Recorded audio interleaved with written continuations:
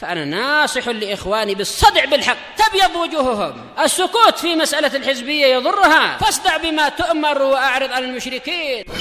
سلامي على دماج ورجالها والشيخ يحيى ودار العلم يا سعد بانيها. Bismillahirrahmanirrahim. Alhamdulillah wassalatu wassalamu ala Rasulillah wa ala alihi wa sahbihi wa man wala ma ba'd. Kita lanjutkan bacaan berikutnya terhadap kitab Al-Mi'iyah karya Al-Imam Ibnu Abil Izz rahmatullahi alaih. Sekarang kita akan masuki kisah yang berikutnya, yaitu kisah menikahnya Rasulullah SAW dengan Raihanah bintu Zaid radhiyallahu anha, dan juga kisah perang Banu Lihyan. Qala al-mu'allif rahimahullah wa addu Raihanata fi dzil khamisah summa Banu Lihyan bat as-sadisah. Kemudian Rasulullah melakukan akad nikah dengan Raihanah bintu Zaid radhiyallahu anha pada tahun berapa? 5 Hijriah. 5 Hijriah. Rasulullah menikah dengan siapa? Raihanah bintu Zaid pada tahun berapa? 5 Hijriah. Mafhum? Kemudian setelah itu terjadi perang Banu Lihyan. Tahun berapa? As-sadisah 6 Hijriah. Perang Banu Lihyan tahun berapa? 6 Hijriah. 6. Jadi kalau antum panjang lebarnya bingung, cukup ambil intinya. Caranya gitu. Biar nanti antum ada wawasan. Perang Banu Lihyan tahun berapa? 6 Hijriah. Rasulullah menikahi Raihanah bintu Zaid tahun berapa? 5 Hijriah. Mafhum?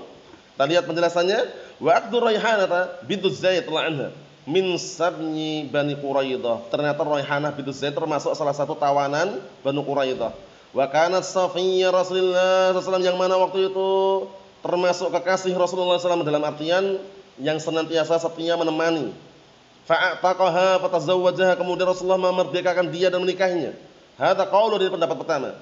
Wa ikhtiyarun nadim, ini pilihan nadim. Siapa nadim ini? Ibnu Abil Izz rahmatullahi alaih. Wa qala ta'ibatun, ada juga mengatakan kelompok yang lain, bal kanat amatuhu, waktu itu memang Raihanah bintu Zaid ini adalah budak perempuannya. Wa kana yata'uha bi milkil yamin, waktu itu Rasulullah berhubungan badan dengannya dengan statusnya apa? Budak. Milkil yamin itu budak, kepemilikan budak. Warajjahu Ibnu Qayyim wa Ibnu Katsir wa ghairuhuma. Nah, pendapat yang kedua ini dikuatkan oleh Ibnu Qayyim, Ibnu Katsir dan selain keduanya. Qala as-Salihi wa bihadza jazama khalaiq, oleh karena dengan penjelasan ini banyak yang memastikan ini yang benar. Nah, fi dzil khamisah, pada tahun 5 Hijriah, ai as-sanal khamisah min hijrah. Jadi ada dua pendapat. Pendapat pertama, Raihanah bintu Zaid ini adalah salah satu tawanan Banu Quraidah. Kemudian setia menemani Rasulullah SAW, akhirnya Rasulullah merdekakan dia dan menikahinya. Pendapat kedua, pilihan Syekhul Islam Ibnu Qayyim dan Ibnu Katsir, bahwasanya awal mulanya Raihanah bintu Zaid memang budaknya. Kemudian beliau menggauli atau berhubungan badan, dalam statusnya dia masih budak awalnya. Paham ya? Nah, ini dikuatkan oleh Imam Ibnu Qayyim, Ibnu Katsir dan juga yang lainnya. Mafhum? Syahidnya kita ambil kesimpulan Rasulullah SAW menikahi Raihanah bintu Zaid tahun berapa? 5 Hijriah. Paham? Ewa. Perang Banu Lihyan tahun berapa? 6 Hijriah. Kita lihat berikutnya.